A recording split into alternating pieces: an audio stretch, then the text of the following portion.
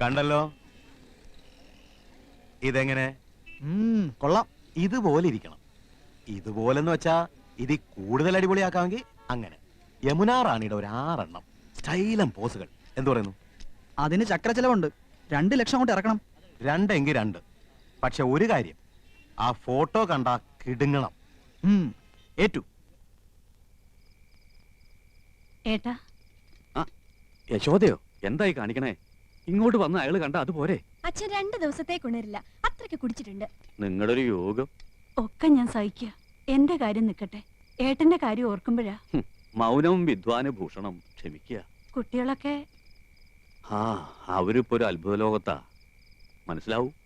മനസ്സിലാക്കിക്കോളൂ. ആട്ടെ, എന്താ രണ്ടാളും ഈ നേരത്ത്? ഏട്ടനൊന്നും കഴിച്ചിട്ടുണ്ടാവില്ല. കഴിച്ചല്ലോ. വെറുതെ. എനിക്കറിയില്ലേ മരുമക്കൾ വിളമ്പി തന്നില്ലെങ്കിൽ ഇറങ്ങില്ലാന്ന്. മാത്രമല്ല, മറന്നോ, ഇന്ന് ഏട്ടന്റെ പിറന്നാളാ. പായസം ഉണ്ടാക്കിയിട്ടുണ്ട്. പകല് കൊണ്ടുവരാൻ പറ്റില്ലല്ലോ, അതുകൊണ്ടാ. അതൊക്കെ അകത്ത് കൊണ്ടുപോയി വെക്കുമോളെ. ഏട്ടനോട് അല്പം സംസാരിക്കാനുണ്ട്.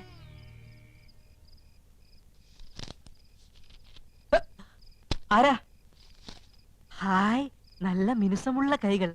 ആരാ? ഓ, മനസ്സിലായി, യമുനാ റാണി. യമുനെ കാണിക്കുന്നേ.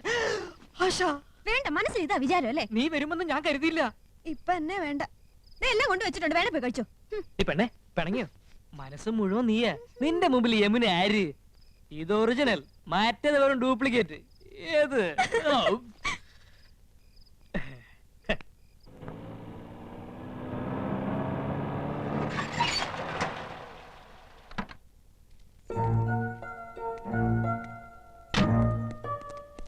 மேடம் வரண விவரத்துல போன் செய்தில்ல. எதுக்கு போன் பண்ணோம்? இன்னைக்கு டேட் என்ன? 10. 10ஆம் தேதி பேமெண்ட் கொடுக்கறேன்னு ப்ரொடியூசர் சொன்னார்ல. மேடம் அது. ஹாய் ஆண்டி, வாங்க வாங்க, உள்ள வாங்க. உள்ள வந்து உட்கார்ந்து பேசுற அளவுக்கு எனக்கு டைம் இல்ல. நான் ரிட்டர்ன் டிக்கெட்டோட வந்திருக்கேன். 2 நாள் கழிச்சு போலாம்ல. தனியா போர் அடிக்குது. இல்லம்மா, நான் உன்கிட்ட சொன்னேன்ல, ஊட்டில ஒரு எஸ்டேட் பேசிருக்கேன், அதுக்கு அட்வான்ஸ் கொடுக்கணும். ஆமா, ஏன் இன்னும் பேமெண்ட் வாங்காம இருக்க? அது பாவம் அந்த ப்ரொடியூசர் ரொம்ப நல்லவரு. அவர் நிச்சயமா கொடுப்பாரு.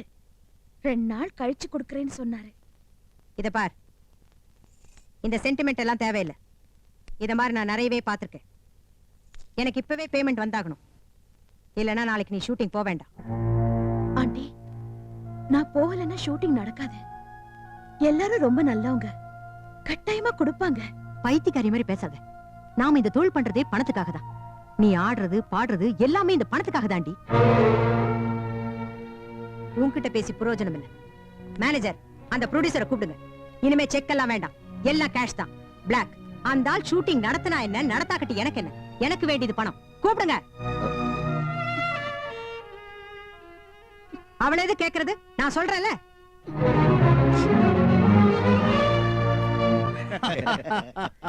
ട്രഷറിയിൽ എന്താ ഒരു തിരക്ക്. പെൻഷൻ മേടിക്കാൻ പോയാ ഒരു ദിവസം അങ്ങോട്ട് പോയി കിട്ടും. എന്ന് വെച്ച് പോകാതിരിക്കാൻ പറ്റുള്ളൂ. വയസ്സും പ്രായമല്ല, എല്ലാം ഒരു വകയാ.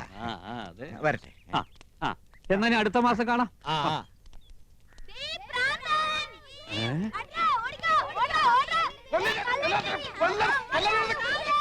അയ്യോ, അതെന്റെ കൃഷ്ണകുമാരനല്ലേ? മോനെ കൃഷ്ണകുമാരാ, കൃഷ്ണകുമാരാ. അയ്യോ അയ്യോ, നിനക്ക് എന്ത് പറ്റിയടാ? അച്ഛൻ വഴക്ക് പറഞ്ഞ നീ കാര്യമാക്കോ? സാരില്ലടാ മോനെ. ദൈവമേ, ഇത്ര പെട്ടെന്ന് അത്രയ്ക്ക് അങ്ങോട്ട് മൂത്തോ? അയ്യോ, എന്താണ് കിടന്ന് കാണിക്കുന്നത്? ക്യാമറയുടെ മുന്നിലാണ് കോപ്രായം കാണിക്കുന്നത്. ഏതാണ് കളവൻ? നമ്മുടെ കൃഷ്ണകുമാരൻ സിനിമയിൽ അഭിനയിക്കാച്ചാ. ഇത് ഷൂട്ടിംഗ്. ഇത് ഞങ്ങളുടെ അച്ഛനാ. ഇതല്ല ഇത്. അച്ഛനായാലും അപ്പൂപ്പനായാലും കുറച്ച് വിവരവും സംസ്കാരവും ഒക്കെ വേണം. തലവേദന കേസുകൾ.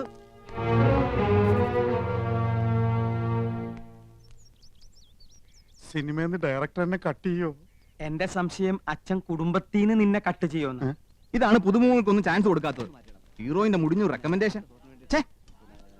Shaji sir, next song cut യമന റെഡി ആയി നോക്ക്. ശരി സർ. കോസ്റ്റ്യൂമർ സാർ, യമന റെഡിയാണോ? Ready sir.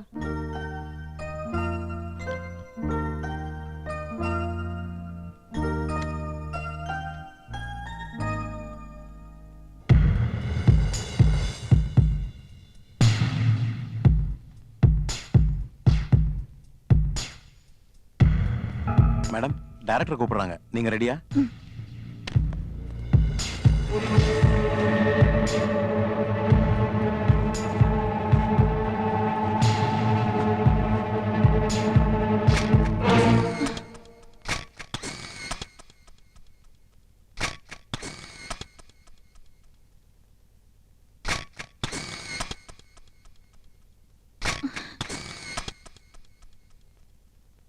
காஸ்டியூமா யாரோ போட்டோ எடுத்துட்டாங்க.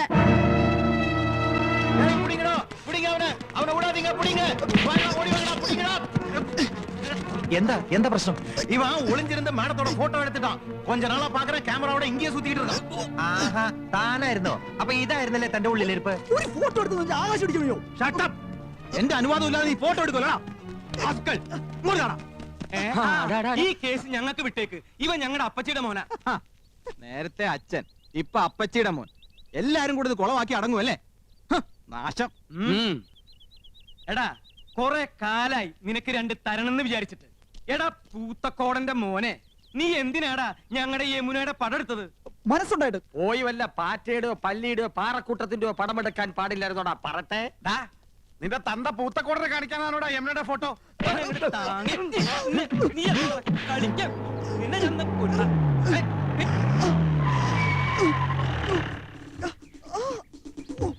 ആരാ ഫോൺ ചെയ്തത്? ആരാ പീഡിപ്പിച്ചത്? പീഡനത്തിനിരയായ മിസ് യമുന റാണി എവിടെ? ഇവിടെ ആരെയും പീഡിപ്പിച്ചിട്ടൊന്നുമില്ല. എന്റെ അനുവാദം ഇല്ലാതെ ഹീറോയിന്റെ ഫോട്ടോ എടുത്തു. സമ്മതമില്ല. സ്ത്രീകളുടെ ഫോട്ടോ എടുക്കുന്നത് സ്ത്രീ പീഡനത്തിന്റെ വകുപ്പിൽ പെടും. എവിടെ അവൻ?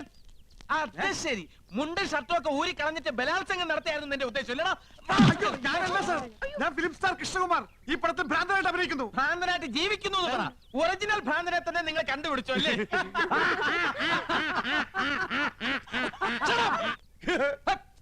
ആരും ചിരിക്കരുത്, ശബ്ദം ഉണ്ടാക്കരുത്. സാർ, ഇവനാണ് ഫോട്ടോ എടുത്തത്. ഞങ്ങൾ അവനെ കൈകാര്യം ചെയ്തു. Very good. Thank you. പേരെന്താ പറഞ്ഞത്? ഗോപകുമാർ. നീയൊക്കെ നിയമം കയ്യിലെടുക്കൂല. ഇതാണ് ഇടിവെട്ട് ഇന്ദ്രജിത്ത്, മനസ്സിലായോ? ഈ സ്റ്റേഷൻ അതിർത്തിയിൽ ഏത് പാതിരാത്രിക്കും സ്ത്രീകൾക്ക് സ്വൈരമായിട്ടും സമാധാനമായിട്ടും വിഹരിക്കാം. ഞാൻ ഇവിടെ SI ആയിരിക്കുന്നിടത്തോളം കാലം സ്ത്രീ എന്റെ ഒരു വീക്ക്നെസ് ആണ്. കുംഭകോണം നടത്തിക്കോ, ഈ ഇന്ദ്രജിത്ത് കണ്ണടയ്ക്കും. കള്ളപ്പണവും കള്ളവാറ്റും അയക്കോ, ഇന്ദ്രജിത്ത് മൗനം പാലിക്കും. പക്ഷേ സ്ത്രീയുടെ പാതിവൃത്യത്തെ തൊട്ട് കളിച്ചാൽ ഞാൻ അഗ്നിയല്ല, അഗ്നി. സ്ത്രീ അവൾ അമ്മയാണ്, പെങ്ങളാണ്, ദേവിയാണ്, പ്രകൃതിയാണ്. അവൾ സർവസ്വമാണ്. ചേട്ടാ SI അല്ലേ, സാരില്ല. സോറി പെങ്ങളെ. Best wishes. കർത്താവേ, ഇയാൾക്ക് വട്ടാന്നാ തോന്നുന്നത്. ഷൂട്ടിംഗ് നടത്തിക്കില്ലേ? ഇയാള് പഴയൊരു നാടക നടനാ. മിണ്ടണ്ട, സ്ഥലം SI അല്ലേ? കോൺസ്റ്റബിൾസ്, ഇവനെ സ്റ്റേഷനിലേക്ക് കൊണ്ടുപോയി മൂക്ക് കൊണ്ട് തറയിൽ 1000 പ്രാവശ്യം അമ്മ എന്ന് എഴുതിച്ചിട്ട് വിട്ടേക്കും. എവിടെ യമുന റാണി? മൂക്കുകൊണ്ട് 1000 പ്രാവശ്യം അമ്മ അമ്മ. Excuse me madam, I am Indrajith. ദാ ഒരു മനുഷ്യാധമൻ ഒപ്പിയെടുക്കാൻ ശ്രമിച്ച മാഡത്തിന്റെ അങ്കലാവണ്യം നശിപ്പിച്ചു കളഞ്ഞിരിക്കും. Thank you. If you don't mind, മാഡത്തിന്റെ ഒരു ഓട്ടോഗ്രാഫ് എനിക്ക് വേണം. ദാ. നോക്കണ്ട, മാഡത്തിന്റെ ഫോട്ടോ തന്നെയാണ്. മാഡത്തിന്റെ എല്ലാ ഫിലിംസും ഞാൻ കാണാറുണ്ട്. ഇനി ഷൂട്ടിംഗ് കഴിഞ്ഞ് മാഡം മടങ്ങുന്നവരെ മാഡത്തിന് ഒരു ബുദ്ധിമുട്ടും ഉണ്ടാകാതെ ഞാൻ നോക്കിക്കോളാം. Thank you and so nice of you. ഇതുവരെ തല്ല് കൊടുത്തിട്ടേ ഉള്ളൂ, വാങ്ങിയിട്ടില്ല.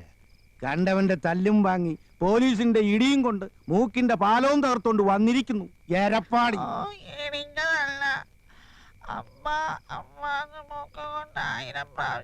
നത്ത് ഇലയ്ക്കും പോലെ എന്തോ നടായത്. മനുഷ്യന് മനസ്സിലാകുന്ന ഭാഷയെ പറയടാ. അയ്യോ അച്ഛാ, പോലീസുകാർ ഇടിച്ചില്ല, മൂക്ക് കൊണ്ട് 100 പ്രാവശ്യം അമ്മ എന്നെഴുതിച്ചതേ ഉള്ളൂ എന്നാ ഏട്ടൻ പറയണേ. 100 അല്ല 1000 പ്രാവശ്യം എഴുതിച്ചു. നന്നായി. ഒരു പ്രാവശ്യമെങ്കിലും നീ എന്നെ സ്നേഹത്തോടെ അമ്മയെന്ന് വിളിച്ചിട്ടുണ്ടോ? ആ ഇൻസ്പെക്ടർക്ക് നന്ദി പറയണം.